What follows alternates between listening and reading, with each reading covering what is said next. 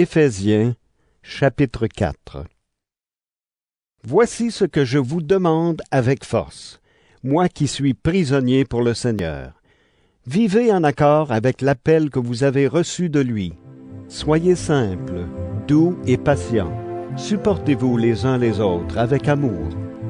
Cherchez toujours à rester unis par l'Esprit Saint. C'est lui qui vous unit en faisant la paix entre vous. Il y a un seul corps et un seul Esprit Saint. Dieu vous a appelés aussi à une seule espérance. Il y a un seul Seigneur, une seule foi, un seul baptême. Il y a un seul Dieu et Père de tous. Il est au-dessus de tous, il agit par tous, et il habite en tous. Dieu nous a donné ses bienfaits, mais le Christ a mesuré à chacun sa part. Dans les livres saints, on lit. Quand il est monté très haut, il a emmené des prisonniers. Il a fait des dons aux êtres humains. Il est monté. Qu'est-ce que cela veut dire? Avant de monter, le Christ est d'abord descendu dans les régions les plus profondes de la terre. Celui qui est descendu, c'est aussi celui qui est monté plus haut que tous les cieux. Ainsi, il a pu remplir le monde entier. Voici les dons que le Christ a faits. Les uns ont reçu le don d'être apôtres, ou bien d'être prophètes, ou bien d'annoncer la bonne nouvelle. D'autres ont reçu le don de conduire le peuple de Dieu, ou encore d'enseigner. Par ces dons, le Christ a voulu former ceux qui appartiennent à Dieu. Ainsi, ils peuvent accomplir leur service de chrétiens pour construire le corps du Christ.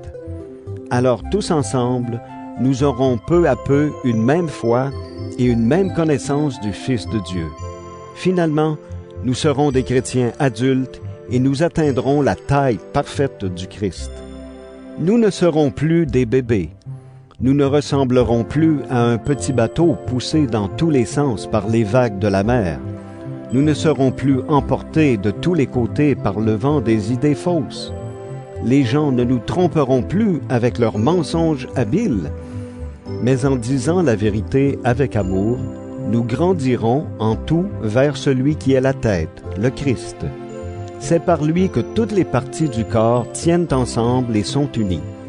Beaucoup d'articulations servent à unir le corps, et quand chaque partie du corps fait son travail, le corps grandit et se construit lui-même dans l'amour. C'est pourquoi je vous dis ceci, et j'insiste au nom du Seigneur. Ne vivez plus comme ceux qui ne connaissent pas Dieu. Leurs pensées ne mènent à rien. Leur intelligence est dans la nuit, et ils ne participent pas à la vie de Dieu. En effet, ils sont ignorants parce que leur cœur est fermé. Ils ne savent plus ce qui est bien et ce qui est mal, et ils se conduisent n'importe comment. Toutes les actions immorales qu'ils ont envie de faire, ils les font sans se gêner. Vous, ce n'est pas de cette façon que vous avez appris à connaître le Christ. Mais est-ce que c'est bien du Christ que vous avez entendu parler? Est-ce que c'est lui qu'on vous a enseigné, selon la vérité qui est en Jésus? Si oui, vous devez laisser votre vie d'autrefois. Avant, vous étiez plein de désirs trompeurs qui vous détruisaient. Eh bien, ce que vous étiez avant, il faut vous en débarrasser comme d'un vieux vêtement. Comprenez les choses d'une façon nouvelle, selon l'Esprit de Dieu. Et comme si vous mettiez un vêtement neuf, devenez une personne nouvelle. Cette personne nouvelle est créée comme Dieu veut. La vérité la rend juste et sainte. Alors ne mentez plus. Chacun doit dire la vérité à son prochain, parce que tous ensemble, nous faisons partie d'un même corps. Quand vous vous mettez en colère, ne commettez pas de péché. Votre colère doit cesser avant le coucher du soleil.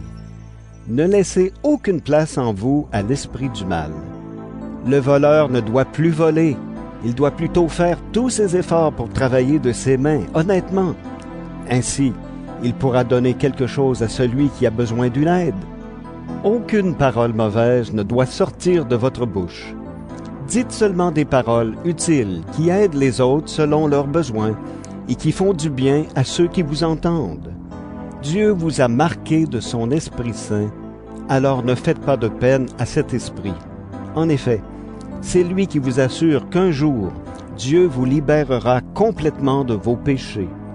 Ne gardez pas dans votre cœur le mal qu'on vous a fait. Ne vous énervez pas.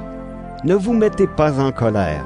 Faites disparaître de chez vous les cris, les insultes, le mal sous toutes ses formes. Soyez bons les uns pour les autres. Ayez un cœur plein de tendresse. Pardonnez-vous les uns aux autres, comme Dieu vous a pardonné dans le Christ.